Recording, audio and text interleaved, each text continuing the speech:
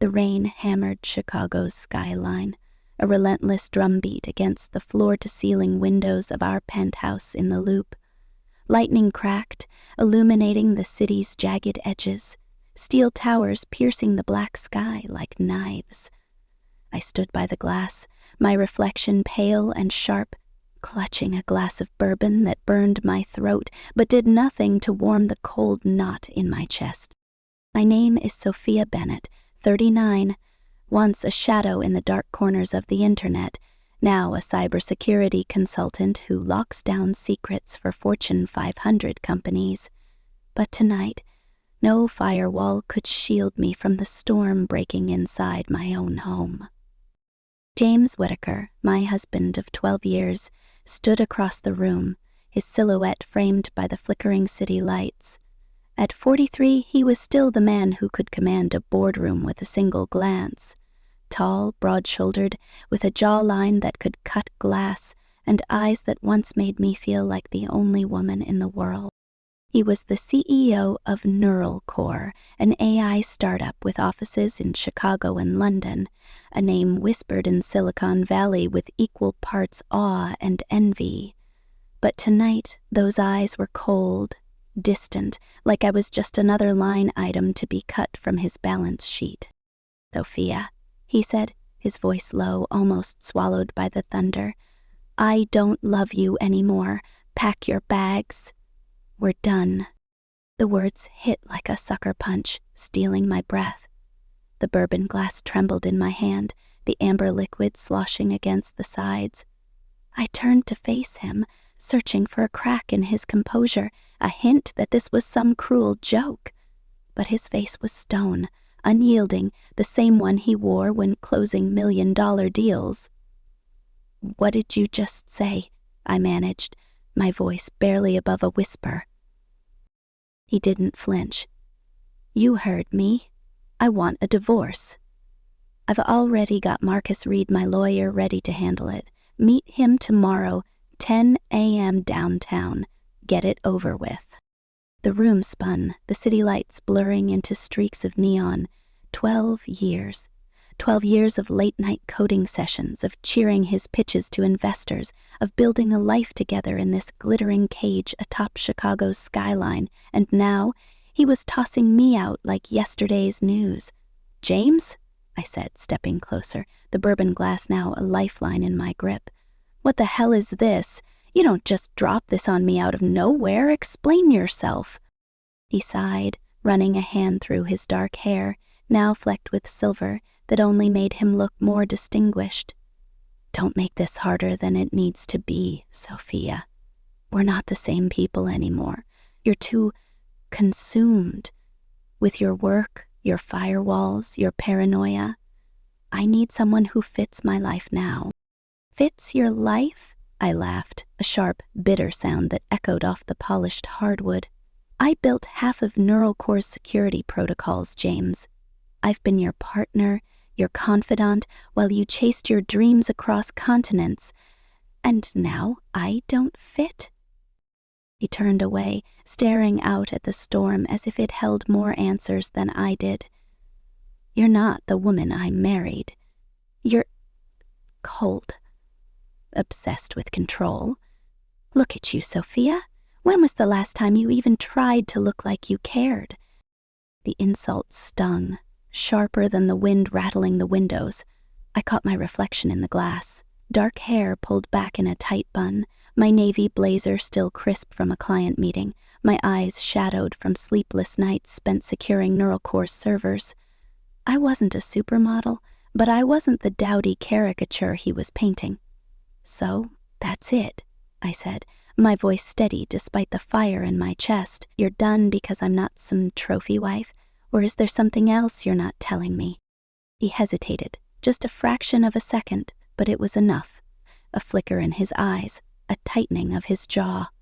I'd spent years reading code, spotting the tiniest anomalies in data streams. I could read people too, and James was hiding something. "Just meet Marcus," he said, turning toward the hallway. "We'll sort it out cleanly." "Cleanly?" I snapped, slamming the bourbon glass on the marble counter, the crack loud enough to make him pause. "You don't get to walk away like this, James, not without answers." But he was already gone, the bedroom door clicking shut behind him, leaving me alone with the storm outside and the one raging inside me. I stood there, heart pounding, the city's pulse thrumming through the glass. Something was wrong. Deeper than a midlife crisis or a bruised ego. James Whittaker didn't just wake up one day and decide to torch our marriage. There was a secret buried here, and I was damn well going to find it. The next morning, Chicago was still cloaked in gray, the rain reduced to a drizzle that left the streets slick and reflective. I sat in my office at CyberGuard Solutions, my firm, staring at a monitor that displayed Neural Core's latest security logs. My team thought I was auditing a client's firewall, but I was digging into James's digital footprint. If he was hiding something, it would be in the data. People like him always left a trail, no matter how clever they thought they were. I'd started as a hacker in my 20s, slipping through back doors of corporate servers for the thrill of it, until a near miss with the FBI turned me legit. Now, I'd built the walls I once reached, but the instincts never left. I pulled up James' personal cloud account, bypassing his laughably weak password. Neural Core 2023? Really? And started sifting through his files. Emails, travel itineraries, bank transfers. Most of it was mundane, the usual chaos of a CEO's life. But then I found it. A hidden folder, encrypted with a key I cracked in under an hour. Inside was a photo that made my stomach lurch. James smiling in a way I hadn't seen in years, his arm around a woman with sleek blonde hair and a dress that screamed money. The caption read, "My future starts with you, Chloe." My hands shook as I clicked through more images. Dinners in London, a yacht in Monaco, her laughing as he kissed her cheek. And then the bank records, transfers from Neural Core's accounts to an offshore account in Chloe's name, hundreds of thousands, funneled under vague labels like consulting fees. This wasn't just an affair. This was theft, betrayal on a scale that could tank Neural Core, and my reputation along with it since I'd vouched for the company's security. I leaned back, the leather chair creaking, my mind racing. Who was Chloe? A gold digger? A plant from a rival firm? And why was James risking everything for her? I was about to dig deeper when my phone buzzed. A text from an unknown number. "Stop digging, Sophia. You won't like what you find." My pulse spiked. I glanced around my office, the glass walls offering no privacy. The message was a warning, but it only fueled my resolve. Someone knew I was looking, and that meant I was close. That night I made a decision. James' office at Neural Core's Chicago headquarters was my next target. If there were answers, they'd be there, in the one place he thought was untouchable. I waited until midnight, the city quiet except for the hum of distant traffic. Dressed in black, I slipped into the building, using a cloned keycard I'd made months ago for a security audit. The irony wasn't lost on me. Using my skills to break into my own husband's empire. The 30th floor was dark, the only light coming from the glow of monitors in sleep mode. James's corner office was a fortress of glass and steel, his desk littered with prototypes and contracts. I bypassed his computer's login in minutes, my fingers flying over the keyboard. But as I opened a file labeled London Deal, a red light blinked on the ceiling, a silent alarm. My heart stopped. I'd missed a secondary trigger, a rookie mistake. Footsteps echoed in the hallway. Security, moving fast. I yanked the USB drive I'd been copying files to and ducked under the desk, holding my breath as two guards swept the room with flashlights. "Clear," one muttered, but I stayed frozen until their steps faded. My pulse thundered as I slipped out, taking the service elevator to the basement and escaping into the Chicago night. The USB burned in my pocket, a ticking bomb of secrets. The next morning, I sat across from Marcus Reed in a sleek downtown cafe, the kind where tech bros and lawyers sipped overpriced lattes. Marcus, a silver-haired attorney with a reputation for winning unwinnable cases, looked at me with polite curiosity. "Sophia, James said this would be straightforward, amicable even?" I smiled, cold and sharp, sliding a manila folder across the table. "Oh, Marcus, he lied to you too." Inside was everything: screenshots of Chloe's photos, bank transfer records, and a copy of our prenup, highlighting the clause that gave me 60% of NeuralCore's shares if James cheated. Marcus's face paled as he flipped through the pages, his coffee forgotten. "This changes things," he stammered. "James didn't mention any of this." "Of course he didn't," I said, leaning forward. "He's been siphoning company funds to his mistress, Chloe, who's tied to a rival firm. I'm not just fighting for a divorce, Marcus. I'm fighting to save my career and expose him." As I left the cafe, my phone buzzed again. Another unknown number. "You're playing a dangerous game, Sophia. Back off." I gripped the phone, my knuckles white. Someone was watching, and they weren't just threatening me. They were threatening everything I'd built. But I wasn't backing down. Not now, not ever. Driving home, the city's lights blurred past, a kaleidoscope of neon and shadow. I was halfway across the Dan Ryan Expressway when my car lurched, the steering sluggish, the brakes unresponsive. My heart leapt into my throat as I swerved to avoid a semi, the tires screeching as I veered into a ditch, the car slamming to a stop. My hands shook as I climbed out, the smell of burnt rubber thick in the air. The brake lines had been cut, clean and deliberate. This wasn't an accident. It was attempted murder. I called Olivia, my best friend and a journalist with a knack for sniffing out corruption. "Someone's trying to scare me off," I told her, my voice steady despite the adrenaline. "Or worse." "Sophia, you're in deep," Olivia said, her voice tight. "This Chloe woman, who is she, and what's James hiding that's worth killing for?" "I don't know yet," I admitted, staring at the wrecked car. "But I'm going to find out." Back at my temporary apartment, a sterile rental in River North, I pored over the USB's files. Chloe wasn't just a mistress. She was a board member at Tech Vantage, a rival AI firm sniffing around NeuralCore's patents. James had been planning to sell his startup to an offshore shell company, one with ties to Tech Vantage. If he succeeded, he'd walk away with millions, leaving NeuralCore and me in the dust. But the deeper I dug, the more dangerous it got. My firm's servers were hacked that week, client data leaked to the dark web, my name attached as the source. My reputation, my life's work was unraveling. And then, in a dark parking garage after a late client meeting, 2 men in ski masks cornered me, their voices low and menacing. "Drop the divorce, Sophia, or next time you won't walk away." I triggered a fire alarm, the blaring sirens sending them running, but my heart didn't stop racing until I was locked in my apartment, the USB clutched in my hand. James wasn't just cheating. He was playing a game with stakes higher than I'd imagined. Corporate espionage, stolen funds, and now threats on my life. But I wasn't the girl who backed down. I was the hacker who'd once taken down a cartel's server for fun, and James Whitaker was about to learn what happened when you crossed me. The storm outside had passed, but the one inside me was just beginning.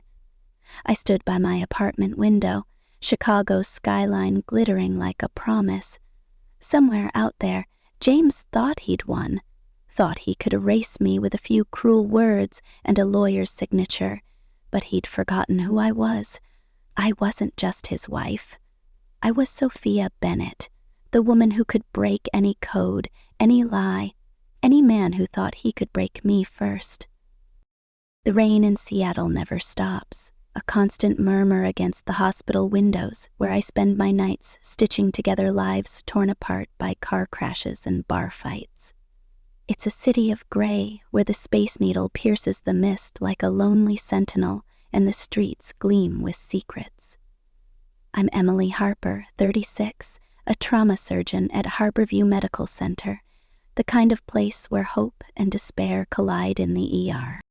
My daughter, Ava, 7 years old, is the light that keeps me going, her giggles a lifeline in a world that feels like it's slipping away. But tonight, as I stand in the sterile glow of the hospital corridor, my hands still trembling from Daniel's words, I know the real trauma is the one cutting through my own life. Daniel Lawson, my husband of 10 years, dropped his bombshell 2 nights ago in our Capitol Hill apartment, the rain battering the windows like it wanted to break in. "I'm done with you and Ava," he said, his voice as cold as the Puget Sound. "Meet my lawyer, Sarah Coleman, tomorrow. We're getting a divorce." He's 40, a venture capitalist with a Midas touch for biotech startups, his name a whisper in Seattle's tech circles.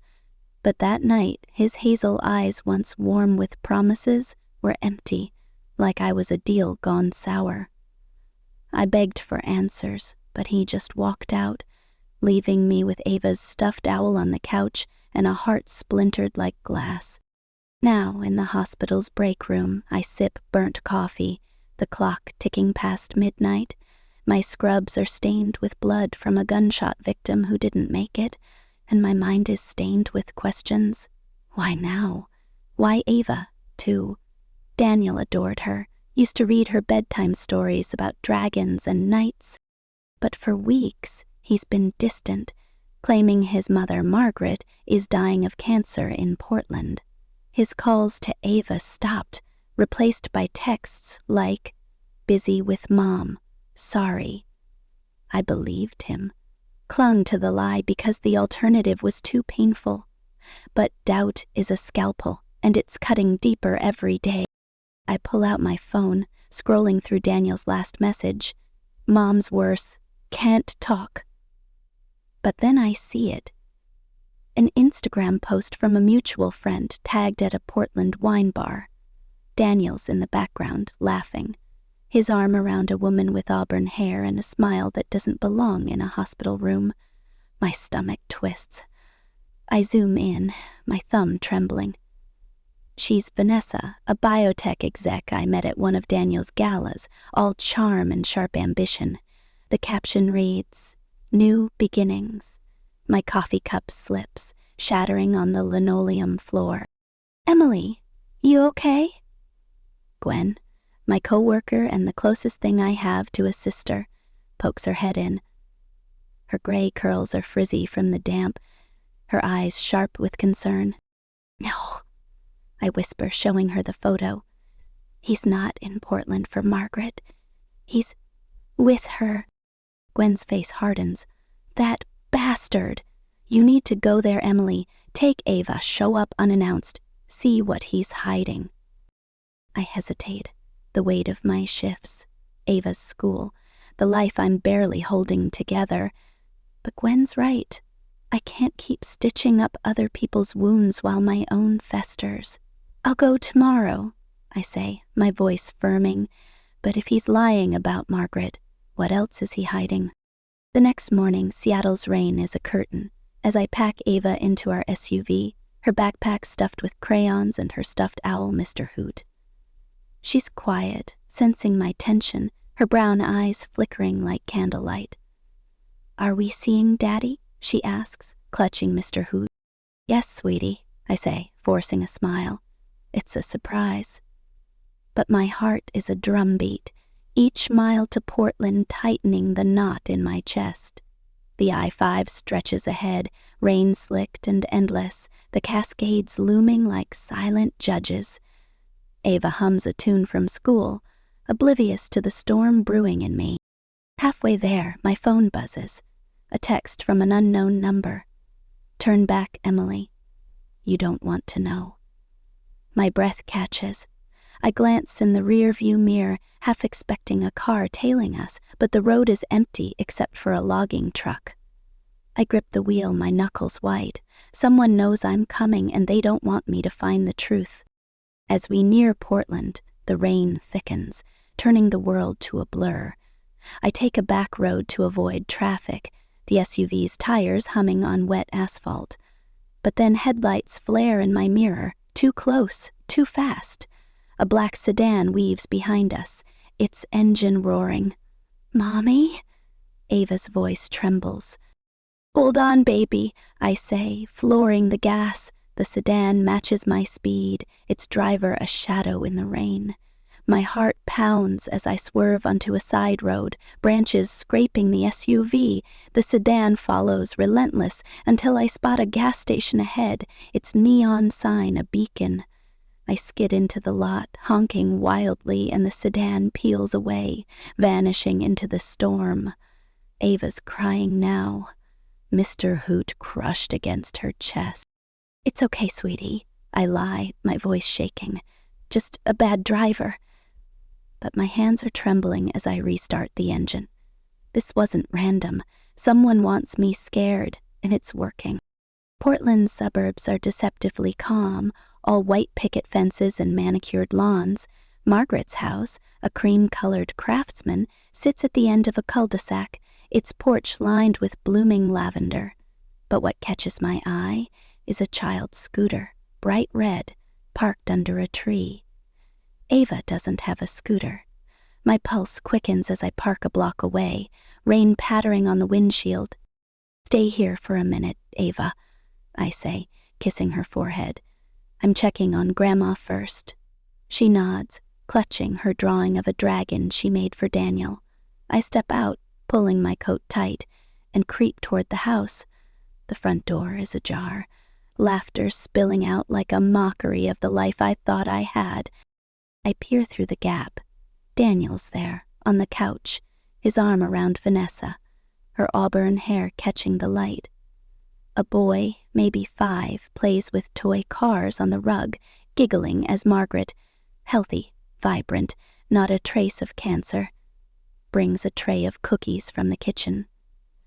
"Liam, don't crash those cars into the table," she says, her voice warm. My knees buckle. This isn't a caregiving mission, it's a new family, one where Ava and I don't exist. I fumble for my phone, switching to video mode, my hands steady despite the rage boiling inside. I record as Daniel laughs, kissing Vanessa's temple. "This is home," he says. "You and Liam are my family now." "Mommy?" Ava's voice behind me makes me jump. She's out of the car, her drawing crumpled in the rain. "Is that Daddy?" Her eyes are wide, fixed on the scene inside. I pull her close, shielding her from the truth, but it's too late. She's seen it. "Shh, baby," I whisper, my voice cracking. We're going back to the car. But as we turn, a neighbor, Karen, Margaret's friend, waves from across the street. "Emily!" "Oh, honey, it's been ages," she calls, oblivious to my panic. I force a smile, guiding Ava toward her. "Hi, Karen. I heard Margaret was sick, so we came to check." Karen laughs, adjusting her umbrella. "Sick? Margaret's fitter than me. She's been gardening with Daniel and Vanessa, and that little Liam, calling her Grandma, it's sweet." Ava's hand tightens in mine, her breath hitching. I nod, my throat closing. "Thanks, Karen. Good to know." I hurry Ava to the car, my mind spinning. Margaret's not dying. Daniel's built a new life and he's erased us from it. Back in the SUV, Ava's silent, tears streaking her face. "Why's Daddy with that boy?" she whispers. I hug her, my own tears burning. "I don't know, sweetie, but I'm going to find out." My phone still holds the recording, Daniel's voice damning him with every word. It's evidence, but it's also a wound I can't close. That night, back in Seattle, I tuck Ava into bed, her dragon drawing abandoned on the floor. I sit in the dark, replaying the video, each frame a knife. But then I notice something in the background. A stack of documents on Margaret's coffee table, one with a logo I recognize. Biosynth, Vanessa's biotech startup.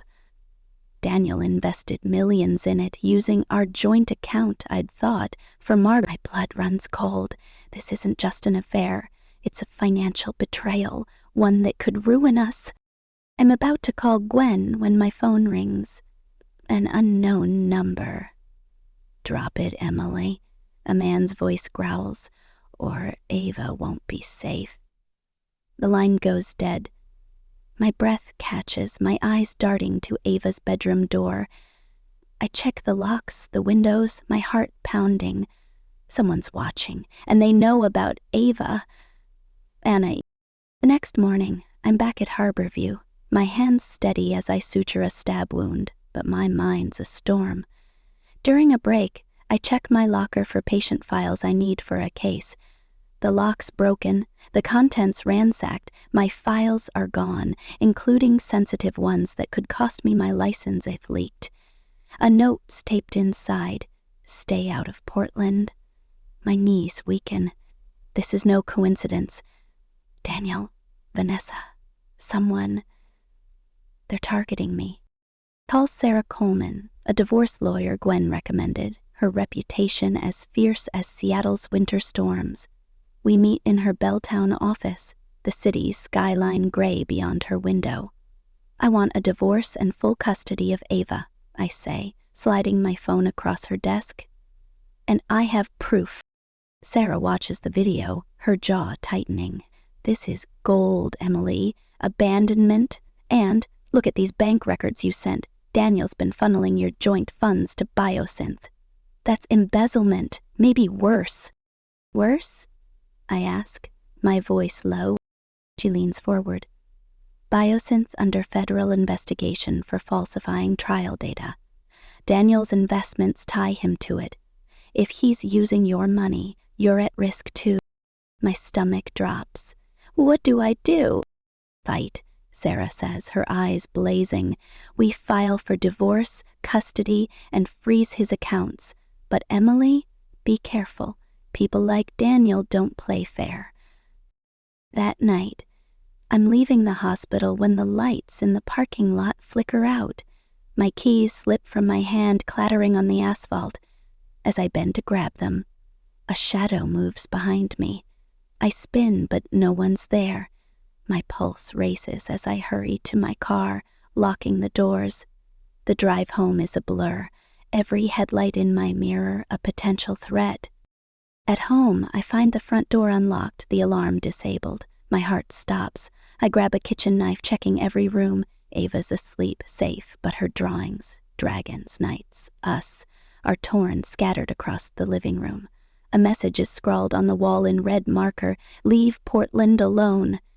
I sink to the floor, the knife clattering, fear and fury warring inside me. Someone was here, in our home, steps from my daughter. I call Sarah, my voice shaking. They broke in, they're threatening Ava. Get out, she says. Stay with Gwen tonight. I'm filing an emergency petition tomorrow. Gwen's house in Queen Anne is a haven, her guest room cozy with quilts and Ava's laughter as Gwen's grandkids play with her. But I can't sleep, the break-in replaying in my mind. I check my email, finding an anonymous message. Biosynth's not what it seems. Check Daniel's offshore accounts. Attached is a file with bank records, millions moved to the Caymans, Vanessa's name on the transfers. My hands shake. Daniel's not just cheating, he's neck-deep in something criminal. The next day, I'm back at Harborview, exhaustion gnawing at me. During a late shift, I'm restocking supplies in a storage room when the door slams shut, the lock clicking. My phone's in my locker, the room pitch black except for a sliver of light under the door. Hello? I call, banging on the steel. No answer. Panic rises as I shove against the door, my shoulder bruising. I grab a metal tray, smashing the window above the lock, glass cutting my hand. I climb out, blood dripping, my breath ragged. Someone locked me in. And it wasn't an accident. A week later, I'm ready to end this. Sarah and I drive to Portland, divorce papers and the video in her briefcase. The rain's lighter now, but the air's heavy with what's coming. Margaret's house looks the same, the red scooter still under the tree. Sarah rings the bell, her charcoal suit a stark contrast to the pastel porch. Daniel opens the door, his face draining of color. "Emily, what the hell?" "I'm finishing what you started," I say, my voice ice. Sarah steps forward.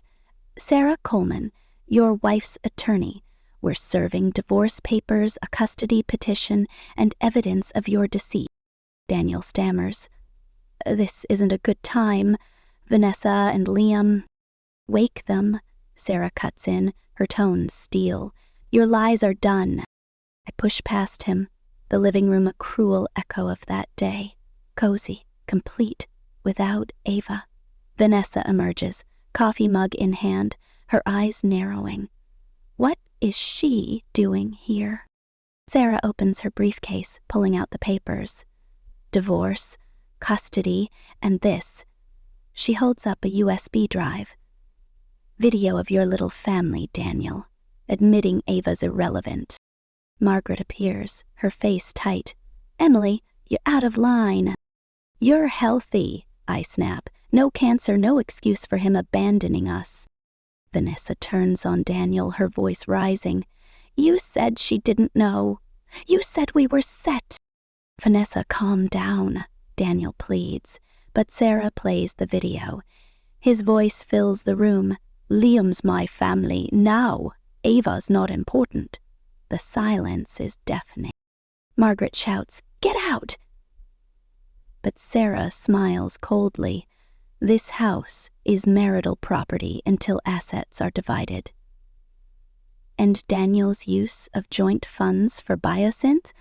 The feds will love that. Vanessa storms upstairs, slamming a door. Daniel collapses into a chair, head in hands. I look at him, the man I loved, now a stranger. "I didn't come to beg," I say. "Ava and I don't need you anymore." I walk out, Sarah beside me, the Portland sky clearing. My heart's heavy, but there's light breaking through. 3 months later, I'm in our new Seattle townhouse, the walls bright with Ava's paintings, dragons, stars, us. It's Ava's 8th birthday, the backyard alive with laughter, mint green balloons bobbing in the breeze. Gwen's cake is a hit, and my mom, Elaine, pours juice, her strictness softened by Ava's joy. I'm chief of trauma surgery now, my promotion a testament to the strength I found in the ashes of Daniel's betrayal. Daniel's gone, fired for embezzling Biosynth funds, the company now a federal case. Vanessa left him, and Margaret's in a care facility after a stroke, her bills unpaid. I feel no joy in their ruin, only relief that Ava and I are free. As Ava blows out her candles, I glance beyond the fence. Daniel's there, across the street, hands in pockets, watching. His eyes meet mine, full of regret, but I turn away, hugging Ava. "Best birthday ever, Mommy," she whispers. I kiss her forehead, my throat tight. "Because you're you, Ava. And so am I." The sun breaks through Seattle's clouds, and I know we've built something true, something no one can take away.